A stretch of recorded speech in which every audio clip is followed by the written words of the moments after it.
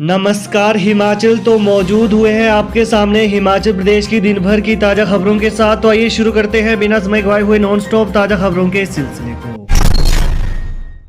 हिमाचल में पर्यटकों का सैलाब, अटल टनल से 30,000 वाहन गुजरे। पिछले 48 घंटों के दौरान अटल टनल रोहतांग से करीब 30,000 वाहन गुजरे हैं। क्रिसमस पर पर्यटन नगरी मनाली में हजारों सैलानियों ने दस्तक दी है। पिछले 2 दिन में ही 1 लाख से अधिक पर्यटक मनाली पहुंचे हैं, जबकि नव वर्ष के लिए मनाली के होटल बुक हैं। ऐसे में पर्यटकों के आने का सिलसिला नव वर्ष तक जारी रहेगा। हिमाचल सरकार का बड़ा फैसला, कर्मचारी चयन आयोग निलंबित भर्तियां रोकी। हिमाचल प्रदेश कर्मचारी चयन आयोग JOIT पेपर लीक मामले में सरकार ने बड़ा फैसला लिया है। राज्य सरकार की नई कांग्रेस सरकार ने तत्काल प्रभाव से कर्मचारी चयन आयोग हमीरपुर के कामकाज को निलंबित करने का फैसला लिया है। वहीं साथ ही सभी चल रही और लंबित भर्ती प्रक्रियाओं को अगले आदेश तक रोक दिया गया है। आयोग में कार्यरत अधिकारी कर्मचारी अब विशेष कार्य अधिकारी को रिपोर्ट करेंगे। सरकार ने ADC कम ADM हमीरपुर को आयोग का विशेष कार्य अधिकारी नियुक्त किया गया है। इसके साथ ही सरकार ने आयोग के सचिव डॉक्टर जितेंद्र कुमार, उप सचिव संजीव कुमार को भी रिलीव कर दिया है। इन अधिकारियों को कार्मिक विभाग में रिपोर्ट करने को कहा गया है। अधिकारियों की तैनाती के आदेश बाद में जारी किए जाएंगे। मुख्य सचिव RD धीमान ने ये आदेश जारी किए हैं। डॉक्टर जितेंद्र कंवर 8 साल से कर्मचारी चयन आयोग के सचिव थे। 2.5 महीने के सूखे ने सुखाई से बागवानों की सांसें, अगले साल के सीजन पर संकट। हिमाचल प्रदेश में करीब 2.5 महीनों से चल रही ड्राई स्पेल किसानों बागवानों के लिए चिंता का विषय बन गया है। 2.5 महीने से बारिश न होने के कारण सूखे की स्थिति उत्पन्न हो गई है। जमीन में मौजूद नमी भी कम होती जा रही है। ऐसे में जिन क्षेत्रों में सिंचाई के स्रोत उपलब्ध हैं वहां पर किसानों के लिए हल्की राहत है, लेकिन जिन क्षेत्रों में किसान सिंचाई के लिए बारिश पर निर्भर हैं वहां पर समस्या ज़्यादा खराब हो गई है। इसके अतिरिक्त से बहुल क्षेत्रों में बागवानों की चिंताएं भी बढ़ गई हैं। सूखे के कारण अगले साल के सेब सीजन पर संकट मंडरा रहा है। Himachal Pradesh progressive growers association के अध्यक्ष लोकेंद्र सिंह बिष्ट का कहना है कि सेब व अन्य बागवानी फसलों के लिए चिलिंग ओवर का होना बहुत जरूरी है। चिलिंग ओवर में पौधा सुप्तावस्था में चला जाता है। इसके लिए वातावरण का औसतन तापमान 7 डिग्री से कम होना चाहिए, जबकि जमीन का तापमान माइनस में होना जरूरी है। लेकिन आलम यह है कि प्रदेश में न तो वातावरण का औसतन तापमान और न ही जमीन का औसतन तापमान 7 डिग्री से कम है। नई सरकार में डॉक्टर अभिषेक जैन को मिला शिक्षा सचिव का दायित्व। सुखविंदर सिंह सुक्खू के नेतृत्व में बनी नई कांग्रेस सरकार में वर्ष 2002 बैच के IAS अधिकारी डॉक्टर अभिषेक जैन को शिक्षा सचिव का दायित्व सौंपा गया है। उनको शिक्षा के साथ सूचना प्रौद्योगिकी के सचिव पद का दायित्व भी सौंपा गया है। इस तरह वो 2 IAS अधिकारियों दिवेश कुमार और डॉक्टर रजनीश से अतिरिक्त दायित्व से भारमुक्त करेंगे। प्रदेश सरकार की तरफ से इस आशय संबंधी अधिसूचना जारी कर दी गई है। वर्तमान सरकार की तरफ से डॉक्टर अभिषेक जैन को शिक्षा सचिव का दायित्व सौंपने जाने के साथ ही अब विभाग को स्थायी सचिव मिलने की संभावना है। कार्यालय बंद करने के विरोध में सड़कों पर उतरे भाजपा कार्यकर्ता, जमकर की नारेबाजी। प्रदेश सरकार द्वारा शिक्षण संस्थानों, मंडल और उपमंडलों को डिनोटिफाई करने के विरोध में भाजपा कार्यकर्ता आज चंबा जिले में सड़कों पर उतरे।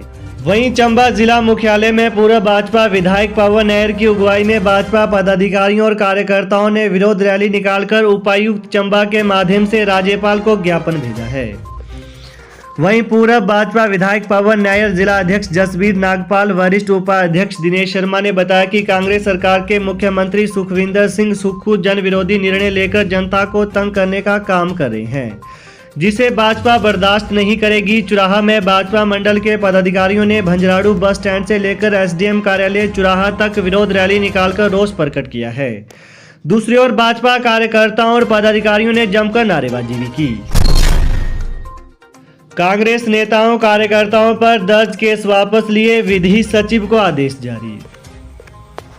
हिमाचल प्रदेश में राजनीतिक आधार पर बीते 5 साल के दौरान कांग्रेस नेताओं और कार्यकर्ताओं पर दर्ज मुकदमों को सुक्खू सरकार ने वापस ले लिया है। विधि सचिव को इस संबंध में आदेश जारी कर दिए गए हैं। मुख्यमंत्री के प्रधान सलाहकार मीडिया नरेश चौहान ने यह जानकारी दी। उन्होंने कहा कि मुख्यमंत्री संगठन से जुड़ रहे हैं, इसलिए कार्यकर्ताओं के लिए यह राहत भरा फैसला लिया गया है। कुल्लू और सोलन अस्पतालों में बिना मास्क प्रवेश पर रोक। कोरोना को लेकर स्वास्थ्य विभाग ने हिमाचल में अलर्ट जारी किया है। प्रदेश सरकार की ओर से जारी गाइडलाइन के बाद मरीजों और तीमारदारों को कोविड नियमों का पालन करने के निर्देश दिए गए हैं। जिला कुल्लू और सोलन के अस्पतालों में मास्क पहनना अनिवार्य कर दिया गया है। आईजीएमसी, टांडा, नाहन, नेरचौक, मंडी, हमीरपुर और चंबा मेडिकल कॉलेजों में भी मरीजों और तीमारदारों को मास्क पहनने की सलाह दी गई है। इसके अतिरिक्त शिक्षा विभाग ने भी सर्दी, खांसी और जुकाम से पीड़ित विद्यार्थियों को स्कूल न आने और स्कूलों में मास्क पहनने को कहा गया है। एनएचएम के निदेशक हेमराज बैरवा ने कहा कि अस्पतालों में मरीजों और तीमारदारों को कोविड नियमों का पालन करने की सलाह दी गई है। इस बारे में गाइडलाइन भी जारी की गई है। सीएम के खिलाफ अभद्र भाषा के प्रयोग पर पूर्व मंत्री के खिलाफ 3 और थानों में शिकायत। सीएम के खिलाफ अभद्र भाषा के प्रयोग पर कांग्रेस पदाधिकारियों ने आज हमीरपुर स्थित गांधी चौक पर जमकर नारेबाजी की। एसपी हमीरपुर को शिकायत देकर कहा कि पुलिस जल्द सख्त कार्रवाई करे। मुख्यमंत्री सुखविंदर सिंह सुक्खू और उनकी पत्नी के खिलाफ जसवा परागपुर में अभद्र भाषा के प्रयोग पर देहरा के बाद अब 3 और थानों में शिकायत दी गई है।